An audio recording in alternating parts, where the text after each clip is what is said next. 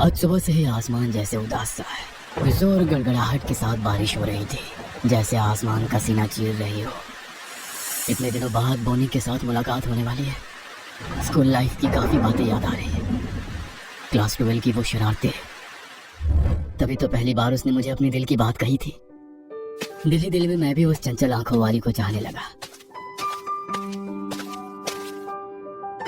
तभी तो ना नहीं कर पाया। 12th के बाद वो न्यूयॉर्क चली गई और वहीं से अपनी बाकी की पढ़ाई की। फेसबुक व्हाट्सएप के थ्रू बातें होती थी, कभी कभी फोन पर भी। आज फिर 10 साल बाद उससे मुलाकात होगी, उसी 12th के स्कूल गेट के सामने।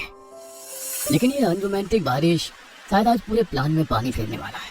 मैं उदास मन में खिड़की के पास बैठ गया। शाम तक बारिश रुक जाए तो अच्छा है। वैसे वेदर फोरकास्ट में बारिश रुकने के कोई आसार नजर नहीं आ रहे हैं। अब और क्या, रेनकोट पहन के सर पे छतरी लेकर ही निकलना होगा। तभी माँ की आवाज आई। खुशी से वो बोल रही थी, अरे महादेव, इतने दिनों बाद अब जाकर दीदी की याद आई। अरे मत पूछो दीदी, काफी दिनों से आने की सोच रहा था, लेकिन काम के प्रेशर की वजह से नहीं आ पा रहा था। आज बारिश की वजह से काम बंद है तो चला आया। अच्छा किया, चल घर चल। भीग गया है पूरा। सुदीप तो भी घर पर है, जा। आज हमारे घर पर महादेव मामा जी का आगमन हुआ। कई दिनों बाद उनका आना हुआ है इस घर में। और भांजे कैसा है? अच्छा हूँ मामा जी, आप कैसे हैं? मामी जी कैसी है? सभी अच्छे हैं, मैं भी अच्छा हूँ। और अच्छा ना होता तो भला यहाँ कैसे आता। लेकिन भांजे, तुम्हारा चेहरा भला इतना उदास क्यों है? क्या हुआ है बताओ जरा। कहते हुए मामा जी सोफे पर बैठ गए। अरे तुम यंग अगर इस तरह मुंह लटकाए बैठे रहोगे तो देश ही झुक जाएगा। एक तो बारिश ने पूरे प्लान को बर्बाद कर दिया है, ऊपर से शीतल के साथ 10 साल बाद मिलने का मौका। पता नहीं क्या होगा। क्या मामा जी को बताना सही रहेगा? तो एक्चुअली मामा जी, आज शीतल इतने सालों बाद न्यूयॉर्क से लौट रही है और आज उससे मिलने स्कूल के गेट के सामने जाना है। पर ये बारिश। अच्छा ये बात है। अब जब प्यार किया है तो अपने वादे को निभाना प्यार का पहला धर्म है। अब बारिश तूफान कुछ भी हो जाए, जाना तो तुम्हें पड़ेगा भांजे। पर पता है भांजे, तुम्हारी इस बात से मुझे एक कहानी याद आ गई। उस वक्त मैं कॉलेज में था, तब ये घटना मेरे दोस्त के साथ घटी थी। अच्छा ऐसा? तब तो सुनना पड़ेगा। मामा जी बताइए ना, इस बारिश के मौसम में ऐसी कहानी का मजा ही कुछ और होता है। तभी चाय का ट्रे लेकर माँ अंदर आती है। माँ बोली, कहानियाँ तो चलती रहेंगी, पहले चाय पी लो। तब तक मैं खाने का बंदोबस्त कर देती हूँ। तब तक बारिश फिर से शुरू हो चुकी थी और पहले की ही तरह टिप टिप करती बोरिंग सी बारिश। मैं जंगले से लगकर एक चेयर पर बैठ गया और मामा जी आराम से चाय की चुस्की लेते हुए अपनी कहानी शुरू करते हैं। तो सुनो, मेरे कॉलेज में सबसे करीब था सुनील। वो हिंदू होने के बावजूद नाजिमा नाम की एक मुस्लिम लड़की के प्यार में पड़ गया और जो होना था वही हुआ। दोनों के ही कट्टर परिवार ने उन्हें मानने से इनकार कर दिया। काफी कोशिशों के बाद भी सुनील को अपना गांव छोड़ना पड़ा, वरना दोनों परिवार में विवाद हो जाता। अचानक 10 साल बाद एक दिन उसको नाजिमा का एक खत मिला। खत? क्या लिखा था उसमें? उसमें लिखा था, नाजिमा आज भी शादी नहीं की है और चाहे कुछ भी हो जाए, सुनील के अलावा वो किसी और से शादी नहीं करेगी। इसे ही सच्चा प्यार कहते हैं मामा जी। लगता है तुम्हें प्यार का असली मतलब पता चल चुका है?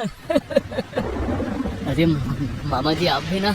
अरे आगे तो बोलिए, क्या लिखा था उस चिट्ठी में? बस एक और लाइन लिखी थी कि वो हमेशा उन दोनों के प्रिय चमेली के फूल के पेड़ के पास पहले की तरह सुनील का इंतजार करेगी।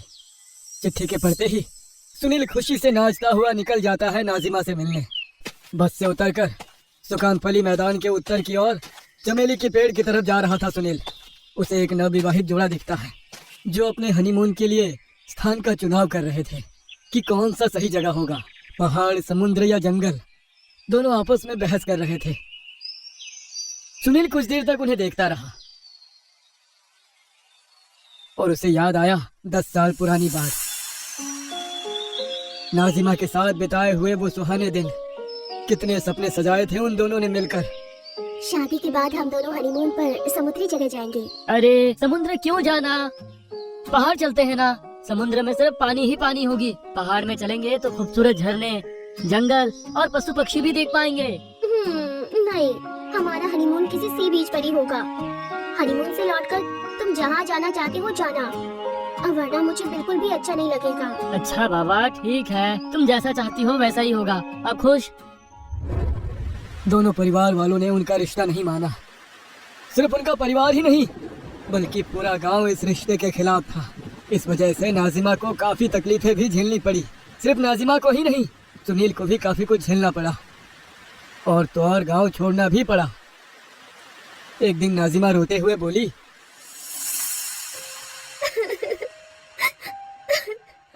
मैं अपने परिवार के खिलाफ नहीं जा सकती सुनील। तुमसे शादी की, अगर शादी की तो वो तुम्हें नहीं छोड़ेंगे और मुझे भी नहीं छोड़ेंगे। मुझे चाहे मार ही क्यों न दे, पर मैं तुम पर एक प्याज नहीं आने दूंगी सुनील। मुझसे नहीं हो पाएगा, नहीं होगा। तुम अच्छे से रहना सुनील, और किसी से शादी करके खुश रहना। और कभी अगर इस गांव में आए तो मुझे खबर देना। मैं इंतजार करूंगी चमेली के पेड़ के नीचे। जब तक मैं जीवित रही ये दिल तुम्हारे पास ही रहेगा सुनील, तुम्हारे पास ही रहेगा। मैं तुम्हारे बिना नहीं जी सकता, नहीं जी सकता। मत जाओ छोड़कर। नाजिमा, नाजिमा मत जाओ।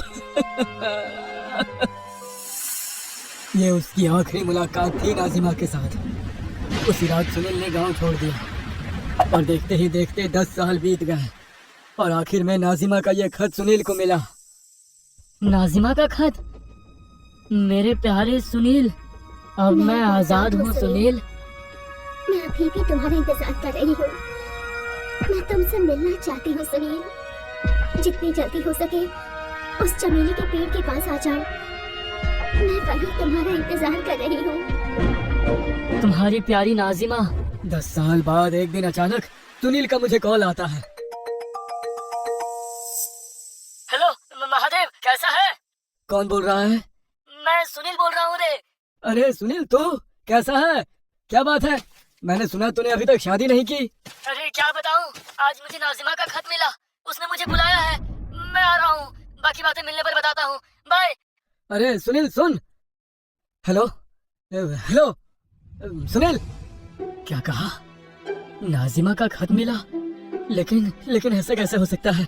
नाजिमा तो, मैं तेरा कब से इंतजार कर रहा था और तू अब आया। अरे बाबा, गलती हो गई। चल, अब नाजिमा मेरा इंतजार करते हुए बोर हो गई होगी। आज मैं कितना खुश हूँ तुझे बता नहीं सकता। एक बार नाजिमा से मुलाकात हो जाए, फिर तू जो बोलेगा ना मैं वो खिलाऊंगा। लेकिन कोई लेकिन वेकिन नहीं, तू चल मेरे साथ। अरे जाना कहाँ है वो तो बता दे। तू गधा का गधा ही रहेगा। अरे तुझसे कहा ना कि नाजिमा चमेली के पेड़ के नीचे मेरा इंतजार कर रही है। लेकिन नाजिमा तो बहुत दिन पहले। बहुत दिन पहले क्या? अरे क्या बहुत दिन पहले? मुझे तेरी कोई बात नहीं सुननी। अब चुपचाप चल मेरे साथ।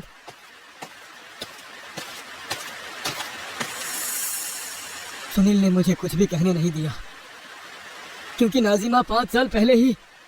बोलते बोलते ही मामा जी चुप हो गए। तब मैं आश्चर्य से उनसे पूछा, नाजिमा को क्या हुआ था मामा जी? बताइए ना, चुप क्यों हो गए? एक भयंकर बीमारी में उसकी मौत हो गई थी। क्या नाजिमा मर गई थी? सही कहा। और मरने से पहले उसकी आखिरी इच्छा थी कि उसे चमेली के पेड़ के नीचे ही कब्र दी जाए, और लोगों ने ऐसा ही किया और उस चमेली के पेड़ के नीचे ही उसे कब्र दी गई।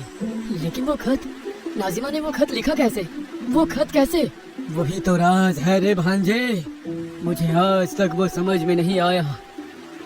उस दिन उसने मेरी एक बात नहीं मानी। मैंने उसे बार बार कहना चाहा कि नाजिमा मर चुकी है, और उसके चेहरे को देखकर भी मैं सच नहीं कह पाया। सोचा था वो खुद ही जाकर उसका कब्र देखेगा। मैंने बस सुनील से कहा, सुनील मेरी तबीयत कुछ ठीक नहीं लग रही, मैं यहीं पर इंतजार करता हूँ, तुम जाओ नाजिमा से मिलकर आओ। और सुन, मुझे वो खत एक बार दिखाना। मुझे इस चिट्ठी की और क्या ही जरूरत? मुझे अब इसकी कोई जरूरत नहीं। सुनील अपने पॉकेट से वो चिट्ठी मुझे निकाल के देता है और वहां से चला जाता है। मुझे माफ कर दे दोस्त, मैं तुझे नाजिमा की मौत की खबर नहीं दे सका। तुझे बताता तो तुझे बहुत बुरा लगता। मैंने वो चिट्ठी पढ़ी और नीचे लिखे हुए तारीख देखा तो मैं चौंक गया। तारीख 5 साल पुरानी थी। 5 साल पुरानी चिट्ठी? हाँ, 5 साल पुरानी चिट्ठी। लेकिन वो चिट्ठी इतने दिन थी कहाँ? किसने भेजी? मुझे इस सवाल का जवाब नहीं पता रे। और नाजिमा के मिलने की खुशी में शायद सुनील ने डेट नहीं देखा। अगर देखा होता तो शायद आज ये दिन ना देखना पड़ता। देखना नहीं पड़ता? क्या हुआ था मामा उस दिन? क्या हुआ था? असली कहानी तो मैंने अभी तक बताया ही नहीं है, जिसका जवाब मुझे आज तक नहीं मिला। कैसी कहानी? मैंने दूर से देखा, सुनील नाजिमा के कब्र के पास किसी से हंस हंस कर बातें कर रहा था। उसके चेहरे पर एक अजीब सी खुशी थी, जैसे सुनील नाजिमा के पास हो, जैसे वो उसके कायाहीन शरीर को देख पा रहा हो। मेरी आंखें धुंधली होने लगी। मैं ऐसे किसी पल को अपने सपने में भी नहीं देखना चाहता, सपने में भी नहीं। लेकिन सुनील ने वापस आकर आपसे कुछ नहीं कहा? वो वापस नहीं आया और कभी आएगा भी नहीं। क्या मतलब? ये क्या कह रहे हैं मामा? हाँ, सही कह रहा हूँ। सुनील को चमेली के पेड़ के पास भेजकर मैं रास्ते में खड़े होकर उसका इंतजार करने लगा। लेकिन रात भी हो चली थी और कितना भला वेट करता। मुझे डर लगने लगा। मुझे लगा उसे कुछ हो तो नहीं गया, तो बिना कुछ सोचे समझे मोबाइल का टॉर्च जलाकर अंदर गया तो देखा वहाँ कोई नहीं था, कोई भी नहीं। सुनील, अरे सुनील, कहाँ है यार? अरे आजा, रात होने को आई। सुनील, सुनील, कहाँ है यार? घर चल भाई, रोना मत, मुझे माफ कर दे जो मैं तुझे सच ना बता सका। आखिर कहाँ गया सुनील? सुनील, सुनील, सुनील, सुनील। नहीं, यहाँ रहना सही नहीं होगा। शायद तकलीफ में मुझे भूलकर अपने घर चला गया होगा। मैं भी चलता हूँ। घर लौटते वक्त सुकांतोपल्ली बस स्टैंड के पास कुछ लोगों की भीड़ देखी मैंने, तो उस तरफ मैं आगे बढ़ गया। जाकर देखा तो एक बस पीपल के पेड़ से आकर टकराई थी। ड्राइवर और कंडक्टर दोनों ही मारे जा चुके थे। ज़्यादा पैसेंजर्स नहीं थे। ड्राइवर और कंडक्टर के अलावा 15 और लोग थे। उनमें से 10 बुरी तरह से घायल थे और 5 मर चुके थे। ड्राइवर और कंडक्टर को लेकर टोटल 7 लोग मरे थे। घायलों को अस्पताल ले जाया जा रहा था और सड़क किनारे 7 लाशों को लेटा रखा था। मैं भीड़ को चीरते हुए आगे बढ़ा और तभी मैंने एक लाश को देखा। अरे अरे, ये मैं क्या देख रहा हूँ? मेरा शरीर बर्फ जैसा ठंडा हो गया। मुझसे और हिला भी नहीं जा रहा था। मैं जैसे पत्थर का बन गया हूँ। ड्राइवर और कंडक्टर के पास वो कौन लेटा है? सर एकदम फट चुका था, आंखें जैसे बाहर निकल आई हो, फिर भी चेहरे पर एक सुकून की मुस्कुराहट थी। सुनील, सुनील, ये कैसे हो सकता है? तू तो नाजिमा के पास। उस दिन सुनील भी नाजिमा के पास हमेशा के लिए चला गया था। अब और कोई समाज उन्हें जुदा नहीं कर सकता था। इसे ही तो कहते हैं प्यार का वादा। इसलिए मरने के बाद भी नाजिमा उस चमेली पेड़ के नीचे सुनील का इंतजार कर रही थी। और बस एक्सीडेंट में मरने के बाद भी वो नाजिमा के बुलाने पर उस चमेली के पेड़ के पास गया और ऐसे उन दोनों ने अपना वादा निभाया।